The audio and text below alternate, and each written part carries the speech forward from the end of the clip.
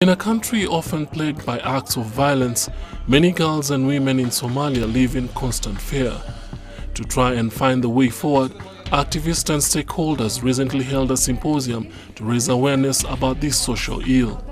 Programkaas ka hadlayo tacadiga loo kaysto dumarka siyaala lagu joojin karo soo waxaan ka faa'iidnay program aad waxyaalo u fiican soo waxay u baahan tahay meer wax badan in la sameeyo oo la taga xaafadaha anyway in lagu joojiyo inta maahan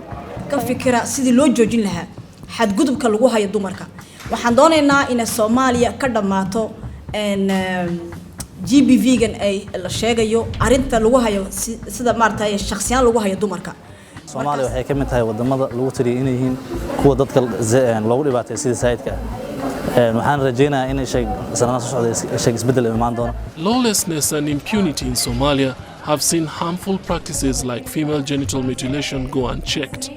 As one of the participants noted, it will take concerted grassroots effort to rebuild the nation's social and moral fabric. So in xaafadaha la tago laga horjeedo sida ilmaha la dilaayo xuquuq la'aanta sabab la'aanta ciyaalka la gudaayo gabdhaha ay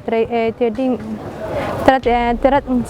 jirka oo la xoogaayo ama kuurka la sameynayo so anyway waxaas dhan waxaan u baahanahay in la joojiyo xoog loo sameeyo shaqo badan